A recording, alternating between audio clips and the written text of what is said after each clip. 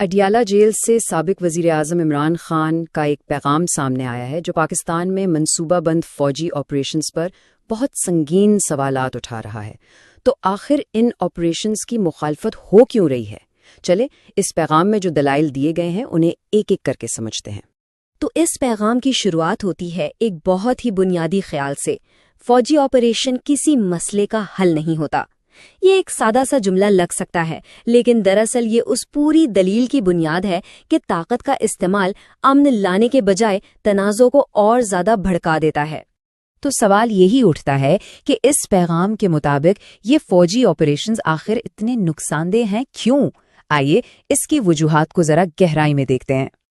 دیکھیں، اس پیغام میں جو سب سے بڑا دعویٰ ہے نا، وہ یہ ہے کہ یہ آپریشنز اپنا مقصد پورا کرنے کے بجائے الٹا کام کرتے ہیں، یعنی امن قائم کرنے کے بجائے یہ دہشت گردی، نفرت اور تباہی کو اور زیادہ ہوا دیتے ہیں۔ اور مخالفت کی وجہ کوئی ایک نہیں ہے۔ پیغام کے مطابق ایک تو یہ آپریشنز فوج کو اپنے ہی لوگوں کے سامنے لا کھڑا کرتے ہیں، جس سے فوج اور عوام کے درمیان ایک دوری پیدا ہوتی ہے۔ ساتھ ہی یہ دلیل بھی دی گئی ہے کہ تاریخ گواہ ہے کہ جب عوام کی حمایت نہ ہو تو ایسی کارروائیاں ہمیشہ ناکام ہی ہوتی ہیں۔ یہاں پر اس تنازع کی انسانی قیمت پر بہت زور دیا گیا ہے۔ یہ یاد دلایا جا رہا ہے کہ بھئی یہ کوئی باہر کی جنگ نہیں ہے، یہ تو ایک ایسا اندرونی خلبشار ہے جس میں مرنے والا ہر شخص، چاہے وہ فوجی ہو، پولیس والا ہو یا کوئی عام شہری، وہ پاکستانی ہی ہے۔ چلیں اب ذرا بات کرتے ہیں ان اثرات کی جو اس تنازع کی وجہ سے براہ راست عام شہریوں اور پورے ملک پر پڑتے ہیں۔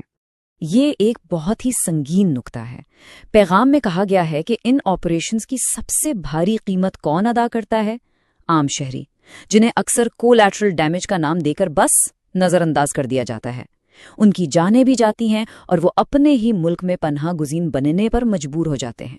اچھا، اب ذرا رخ کرتے ہیں ان آپریشنز کے پیچھے چھپے مبینہ محرکات کا، کیونکہ پیغام کے مطابق یہ صرف کوئی فوجی حکمت عملی کا معاملہ نہیں ہے، بلکہ اس کے پیچھے کچھ ذاتی مقاصد بھی کار فرما ہیں۔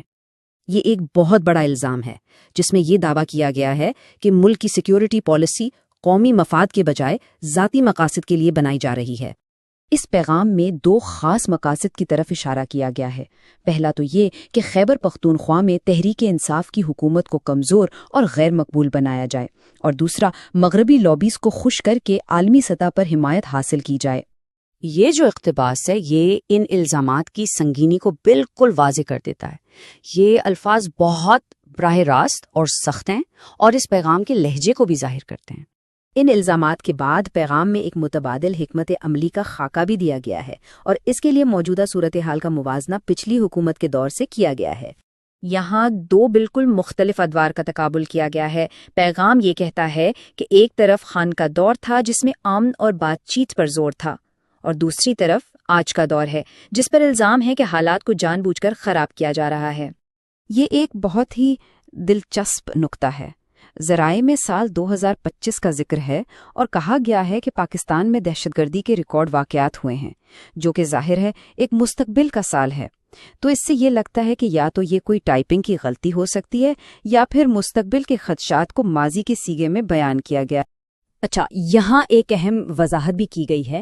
پیغام میں اس الزام کو پوری طرح رد کیا گیا ہے کہ دہشت گردی کی جو موجودہ لہر ہے وہ پی ٹی آئی کی پالیسیوں کا نتیجہ ہے، اور یہ دعویٰ کیا گیا ہے کہ عسکریت پسندوں کو دوبارہ بسانے کا جو منصوبہ تھا اس پر ان کے دور میں عمل ہوا ہی نہیں تھا۔ تو اب ہم اس پیغام کے بالکل آخری حصے کی طرف آتے ہیں، جس میں ایک واضح حل اور ایک حتمی مطالبہ سامنے رکھا گیا ہے۔ تو حل کیا ہے؟ پیغام میں دو راستے دکھائے گئے ہیں۔ ایک ہے فوجی حل، جو بند کمروں میں طے ہوتا ہے اور بقول ان کے بار بار ناکام ثابت ہوتا رہا ہے، اور اس کے مقابلے میں ایک سیاسی حکمت عملی تجویز کی گئی ہے جو جامع ہو، جس میں سیاسی دان شامل ہوں اور جو سیاسی بصیرت پر مبنی ہو۔ اور یہ ہے اس پورے پیغام کا حتمی اور بالکل واضح مطالبہ۔ تمام دلائل اور الزامات کا نچوڑ بس اس ایک جملے میں ہے: آپریشن کو فوری طور پر روکا جائے۔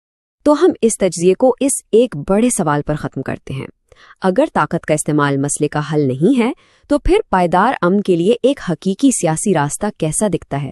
یہ وہ سوال ہے جو اس پورے پیغام کے مرکز میں ہے۔